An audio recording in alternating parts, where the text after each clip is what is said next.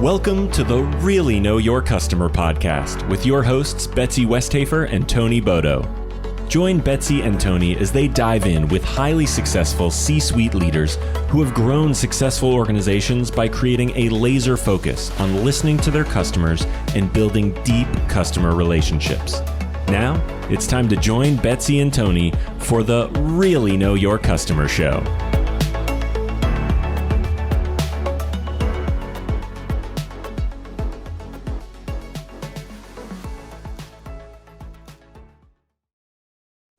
Welcome to the Really Know Your Customer podcast. I'm Tony Bodo, CEO of Tony Bodo International.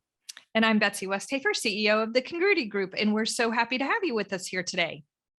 Betsy, I am excited to talk to Jackie Gamblin today. We had such a great interview with her, and one of the pieces that I really pulled out myself was this dynamic of understanding in today's market how fast it's changing. She works in the IT space, so it's changing probably faster than the market as a whole. But we dive deep toward the end of the interview into this idea of the dynamic between knowing when to grow and knowing when to exit a particular part of the service you've been offering.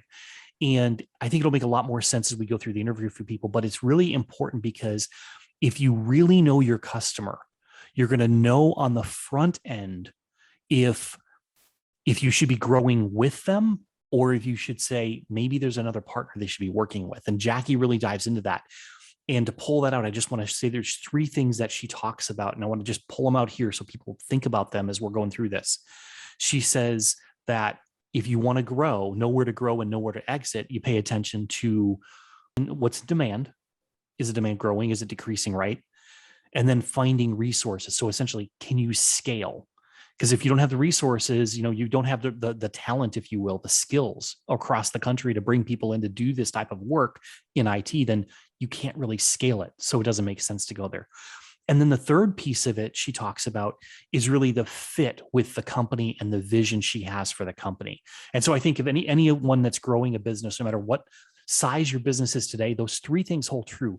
Is there really demand for it? Is there the ability to scale? Do you have the resourcing to scale? And then thirdly, is there a fit to the vision of where you want the company to be in the future? I think that's such a sign of such a good leader is to be able to articulate something like that at a high level, but have it make sense. Jackie's the CEO of JYG Innovations in Dayton, Ohio, and she has built a phenomenal company. She's got 150 employees. She built it from scratch. Great background story. So I'm excited for our audience to hear that piece as well. But one of the things that she said that really struck me was when she talked about how her employees are her number one customer, and she really knows her customers. And I just thought that was a really fascinating conversation. And along those lines, one of the things she mentioned is that loyalty is a two-way street.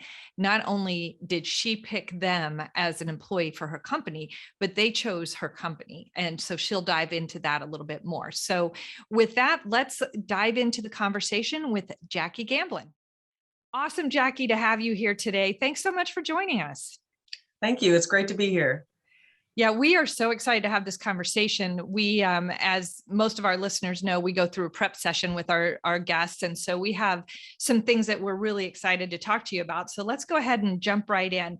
And Jackie, can you just start off by telling us a little bit about you, how your path to get to where you are now, and basically what you love about what you're doing, because we know you do. Sure. Well, first of all, I didn't have the traditional path to be the owner of an information technology company. I hated computers growing up, had no interest, thought that to be in technology, everyone had to be a programmer, which really did not interest me at all. So I remember my first job at an IT company where I worked for several weeks in an entry-level position, and I was so bad at it, I forgot to save my work. So I had to go and start all over again. Ouch. Yeah. But I found that there were so many other jobs related to technology, and that really just really made me curious about what else I could do in the space. So just started to work in different areas, from computer operations to more of the systems work, security. And really that's how my career started in the field. Then about 12 years ago, I decided to venture out on my own. I always say step out on faith. and started my own IT consulting company sitting at my kitchen table. That said, okay, I'm going to try to build a business. And it really was the best decision I've ever made. We have over 150 employees now, multiple states, and I just love what I do. I love working with our people. I love working with our customers. So Jackie, tell us a little bit about why you stepped out on faith.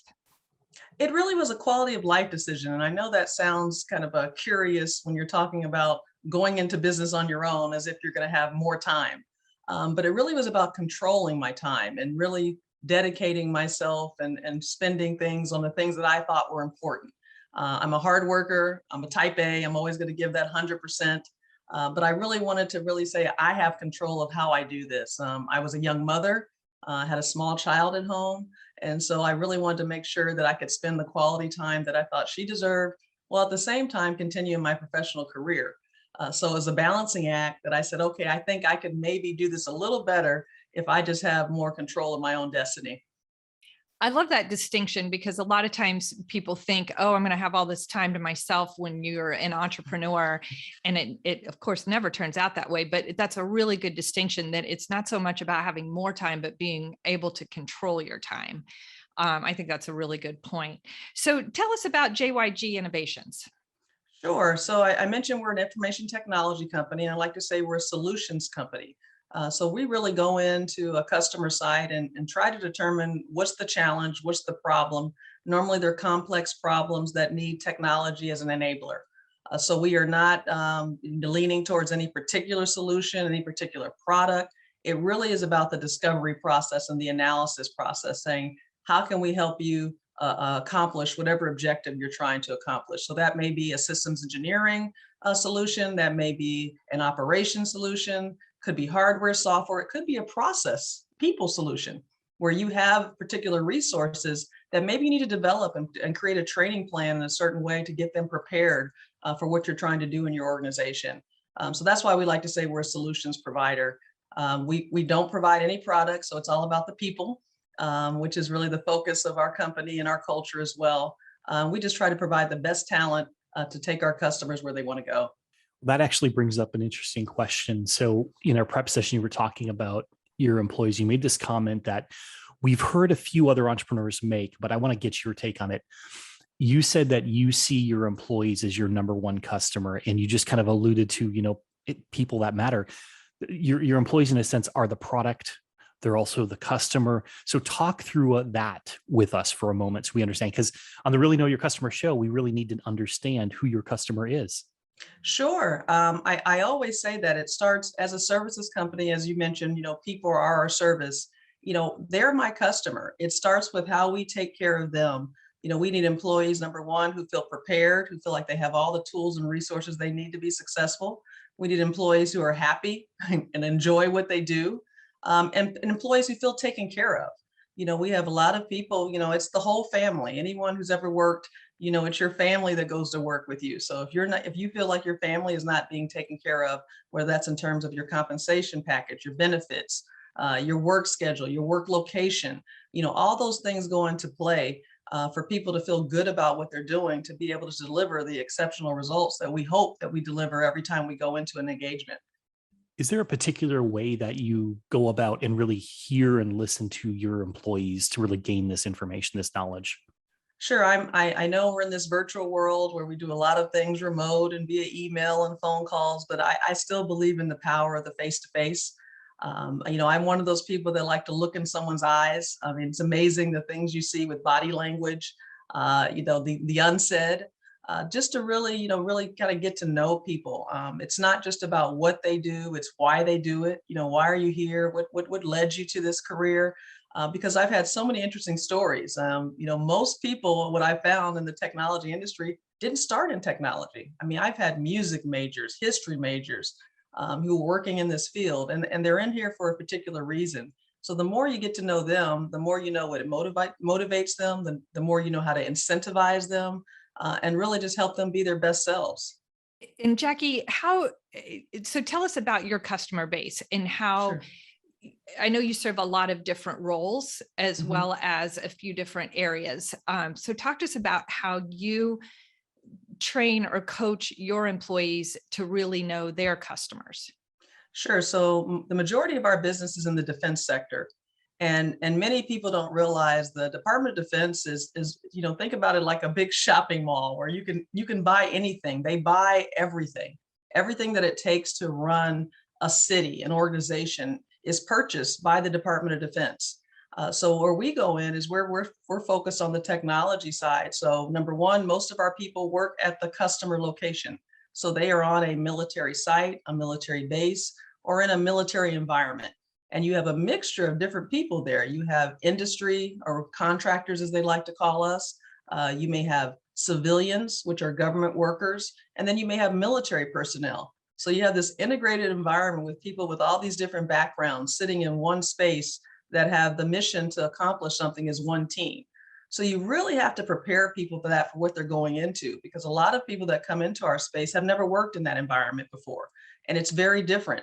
Lots of acronyms, as you can imagine, in the defense space, even getting to know the different ranks of military personnel so they know who's who. So you really can't take those things for granted, and you want people to feel comfortable going into those environments. One of the bonuses, though, is I think they'll discover it really is a family atmosphere. The military really kind of encourages that one team, one fight philosophy.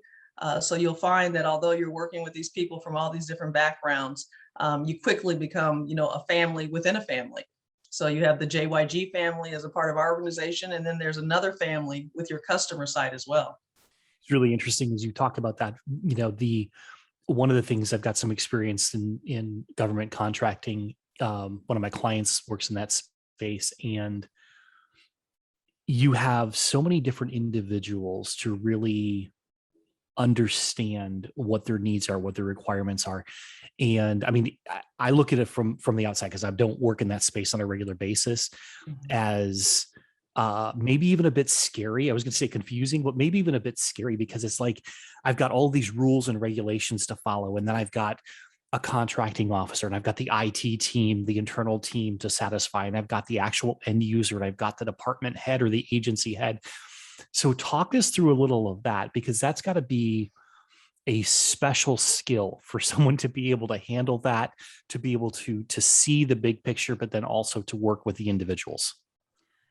Probably the biggest challenge is for our program managers who have oversight over multiple projects where these people are in these different environments, because it can be as different from a project that sits on one side of the hall and the other side of the hall.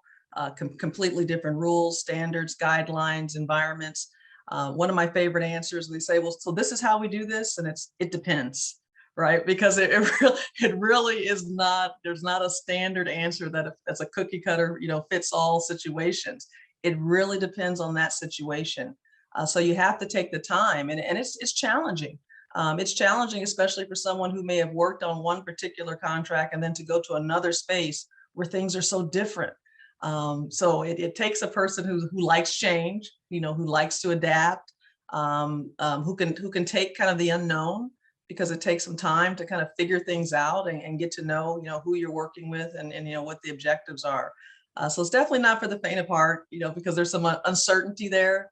So that's where we found where some people, find it a little more challenging, where they're like, wait a minute, I just need some stability where I know what to expect every day. Every day it's going to be the same. And I'm like, well, number one, you probably shouldn't be in the IT industry, because with the way things are changing in our industry. But number two, the defense sector definitely lends itself to transformation and evolution.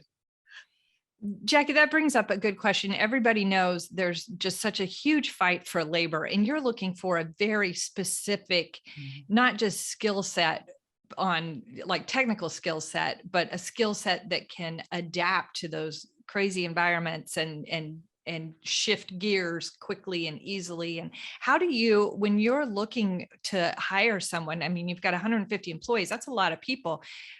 How do you go about that? I just think that's so fascinating to think, like, what does that look like when you're trying to attract and retain those types of people? Because I have to think they're not just, growing on trees.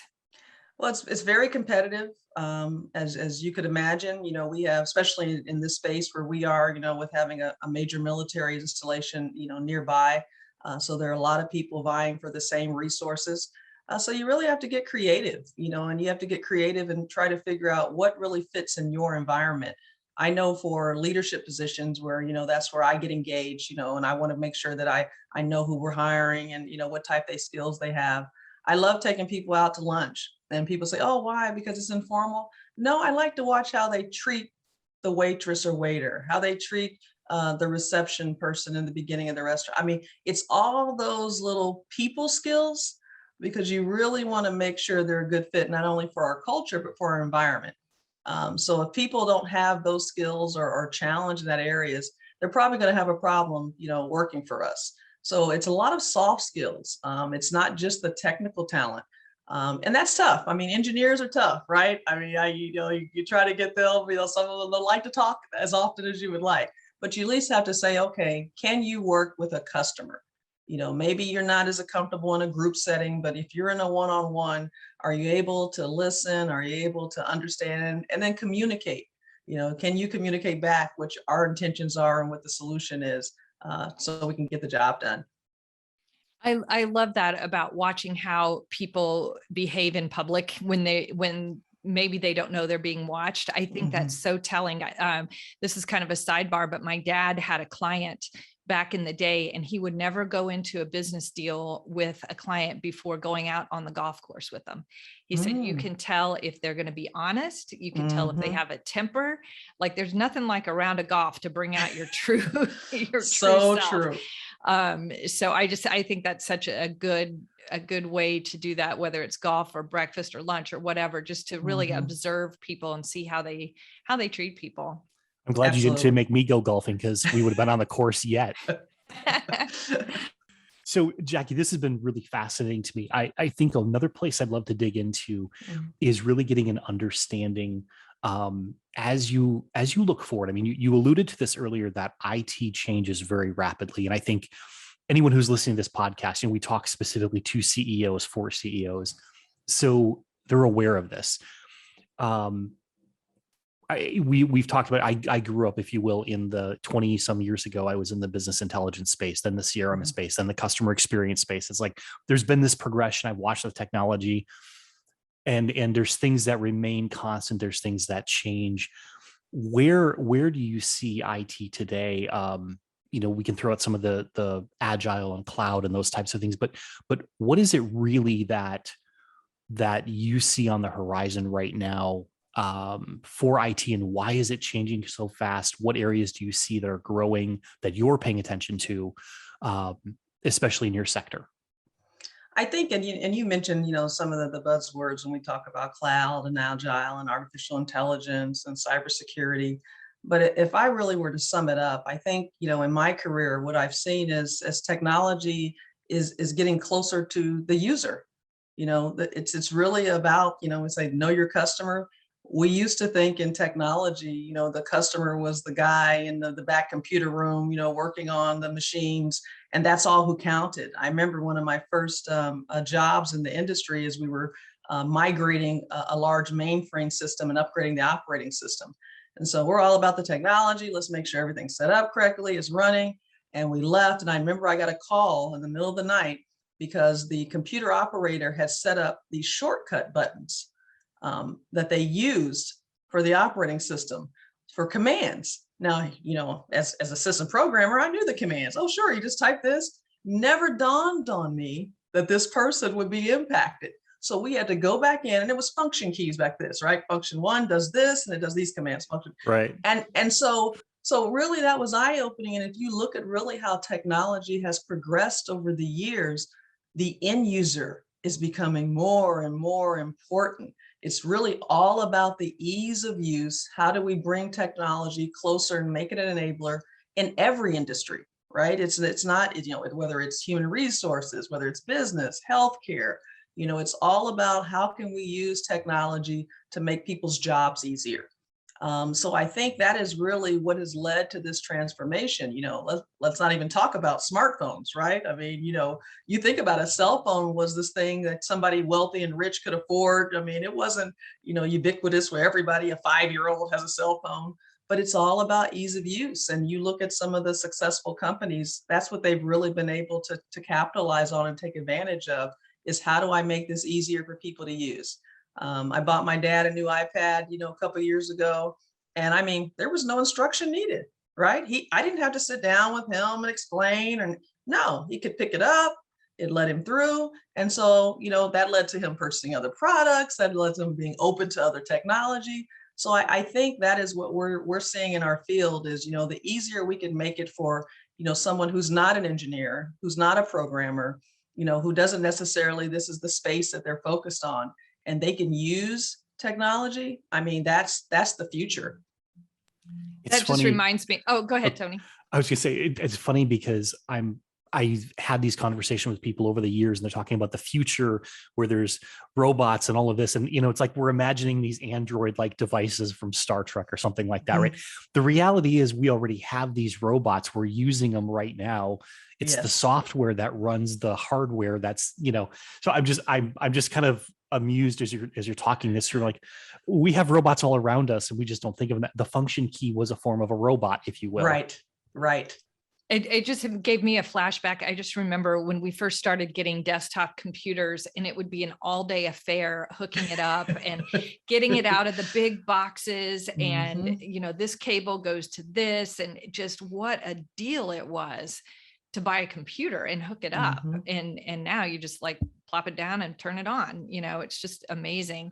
The major innovation then was like, oh, plug the red into the red. Oh, I get it. I've sold computers in that era. I remember that. Exactly. Yeah. Jackie, I have a question for you as the leader of your organization. What is the process you go through when you're thinking out toward the future?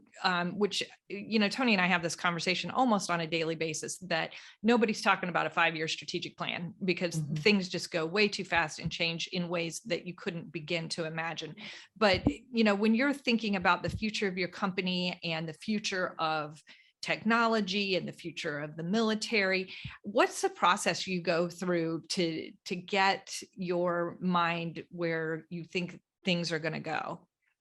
Well, a lot of it's a gap analysis, right? It's so where do I think things are going? And then where are we as a company, in terms of our skill sets, in terms of our capabilities, and, in determining, what's the gap and how far is the gap, right? Is that a gap I can close?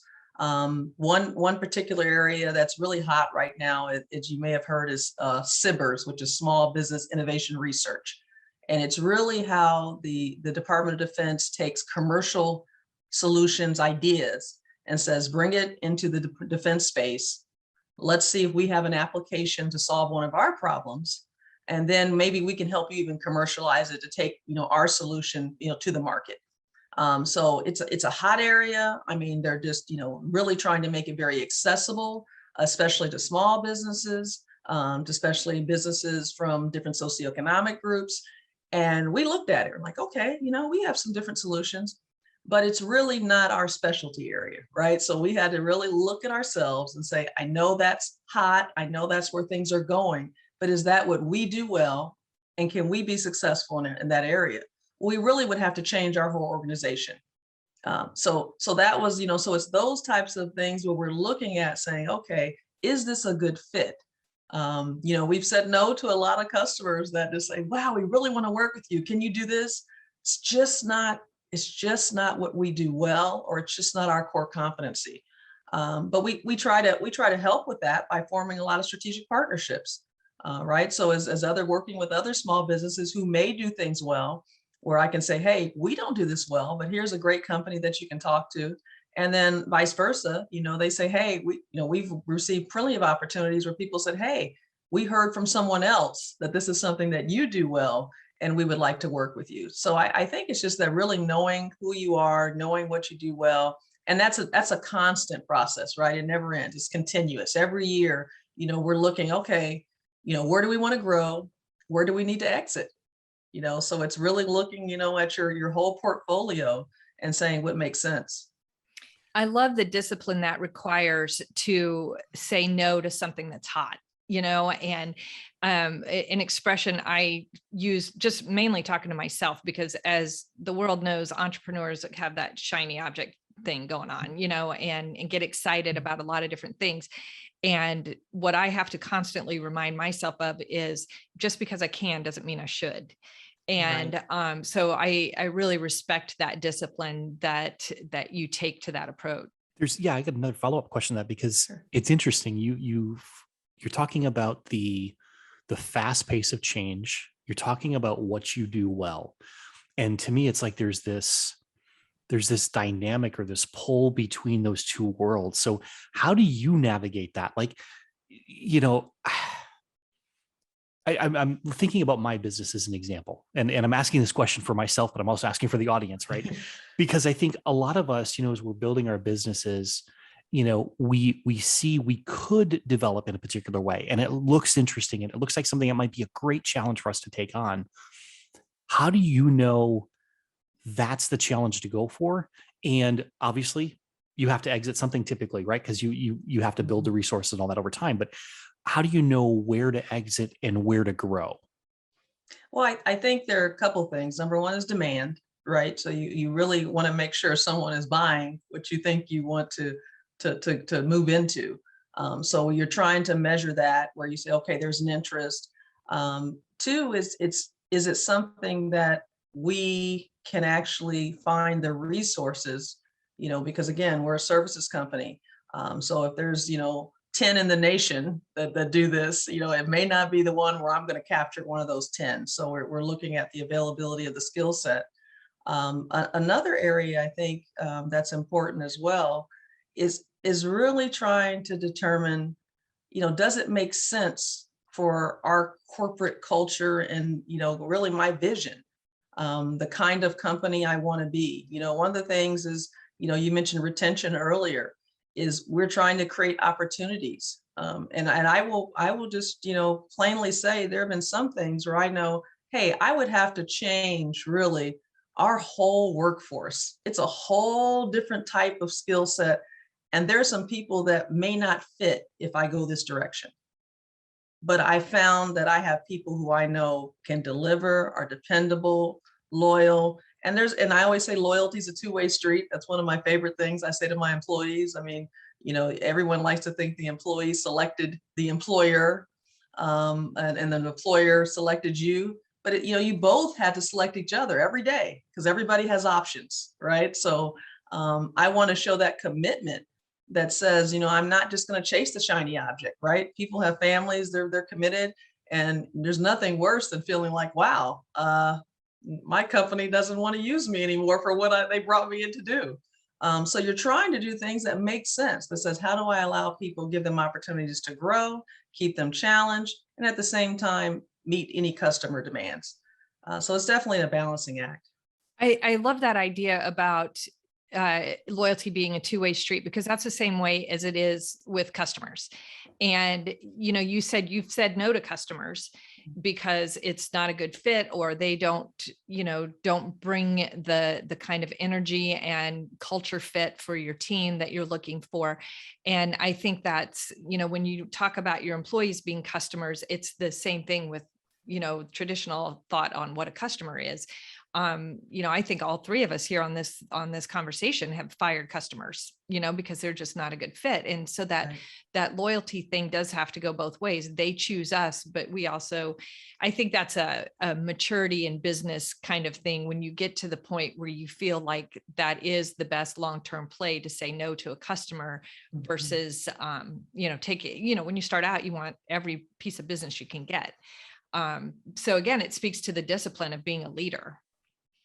And also being a good steward, of finances and resources, because you may, things may get tight. You may have to say no to some things. So you really don't want to put all your eggs in one basket. So you want to manage, everything well. So we've really been focused on, staying out of debt and doing those things that allow us to make those type of decisions, right? So you're not being forced into a situation, out of desperation.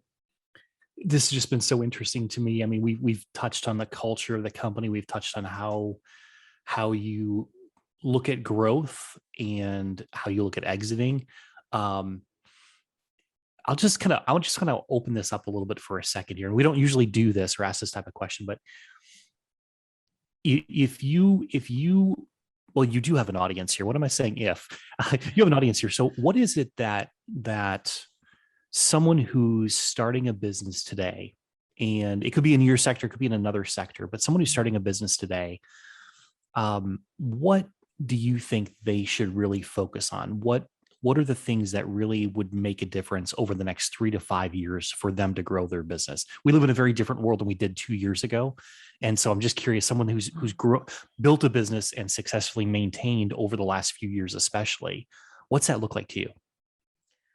I think one of the things, especially with the increase in social media and media in general, is really, valuing the importance of credibility and your reputation.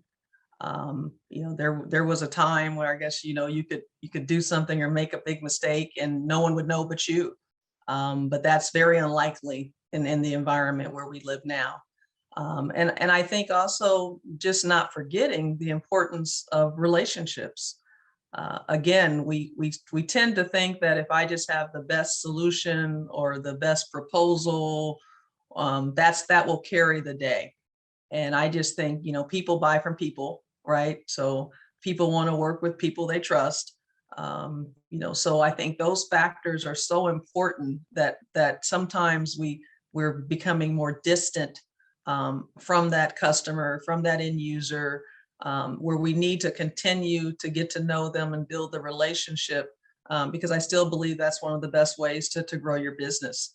The things that people say when you're not in the room, the things that people say after you've completed a project, even the things that they say sometimes if you don't win the project. I think we've all been in a position where maybe we weren't successful, but someone said, you know what, I think, you're going to do well, or you're a good company. It just wasn't a good fit for us, but we'd like to work with you maybe in the future.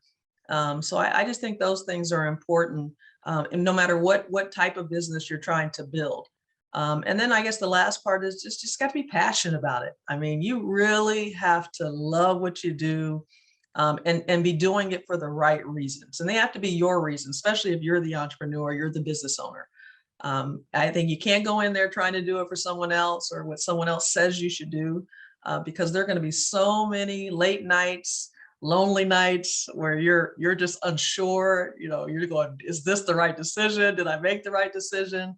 And there has to be something just within, that says, you know what, this is what I'm supposed to do. This is where I'm supposed to be. And that's what allows you to press on. Oh, I love that, Jackie. One of the things that we love to do on our show as a way of giving back a little bit, is ask our guests, is there a nonprofit or a charity that you'd like to give a shout out to? And you can certainly name more than one if you'd like, just that you want to shine a spotlight on and tell about the good works that they're doing. One, and I'm on a lot of boards and volunteer organizations, nonprofits, so no one get mad at me. I love you all. I support you. There's one though that I am not affiliated with. So I really thought about that, and I wanted to make sure I didn't have some, but we support, and the name of the organization is Choices. And what they do is we support the aspect where they help children who are aging out of foster care and going into their first independent living situation. So we're helping with, furnishing that first apartment. You think of things like linen and towels and things of that nature. Just really trying to help. I was a foster parent, so I know what it's like and the challenges that a lot of foster kids face. And really, it's just a great organization to support, because they really try to help out in so many ways. Oh, that's awesome, Jackie. I think this has just been such a fascinating conversation, and we so appreciate you being here today. Tony, any last minute questions?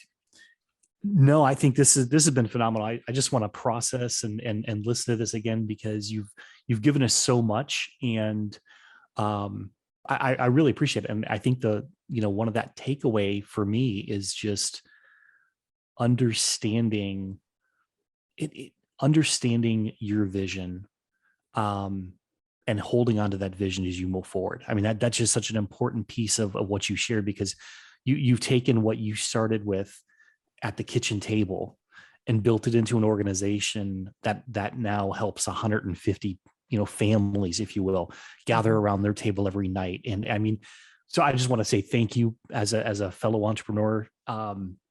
knowing that you've built this. I have no idea the struggles you've been through. And yet you're here, you're smiling, and you're willing to share. And I just absolutely love that. Thank you so much, Jackie. It's been a pleasure to be with you today. Thank you. I really appreciate the opportunity, and just the platform to be able to share some of my thoughts. I know you guys have been very successful. You're authors. I'm actually working on a book myself. I've been working on it a while, but just really with the mission to pay it forward. Just to share, and hopefully that there's one nugget in there that can just help someone else as they're on their journey. So thank you again, and this has been fun. Really appreciate it. Thanks, Jackie. We'll talk to you soon. All right. Take care. Bye-bye. Bye-bye. This is such an amazing interview. I absolutely love Jackie. I love the work that she's doing, and just the way she thinks about things, the way she strategically focuses, but understands tactical execution. Just the conversation we had around how users are now the focus, or have to be the focus in the IT space, because the users have to be able to adapt and make sure that the technology has to be easy enough for them to adapt to the ever-changing, faster pace of the world today. That was one piece, really getting to know your customer, not just at the level of the purchasing agent or the contract officer in the case of the government, or the executive, but really at that deeper level of what is it the user needs? What is it that the user is doing already? And I love her story that she shared there about her experience of the function keys on the, not understanding that level of detail means you don't really know your customer. And so it was really interesting just to hear her relay those stories and talk through how she sees things strategically and how they execute tactically against that. Yeah, I echo everything you said about that. And one of the things I like you, I love Jackie, and this conversation was great, but I have an added benefit of being in Dayton, Ohio with Jackie. And I've had the opportunity to go to lunch with her, to have coffee with her. And she's just one of those leaders that I just know I'm going to learn something really, really valuable every time I talk to her. And, even this conversation, there are just so many things that I'm thinking, okay, how can I apply that as a leader? And so I'm so thrilled that she was able to join us today.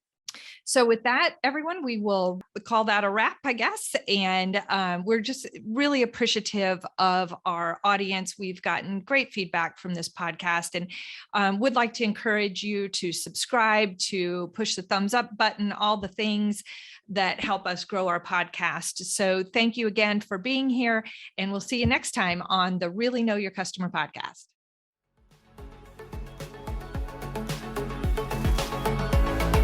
Thanks for joining us for this episode of Really Know Your Customer. We hope you gained a lot of value from being here today. If you want to learn more about the work Betsy and Tony do to help their clients thrive, visit Betsy at thecongruitygroup.com and Tony at tonybodo.com. See you next time on the Really Know Your Customer show.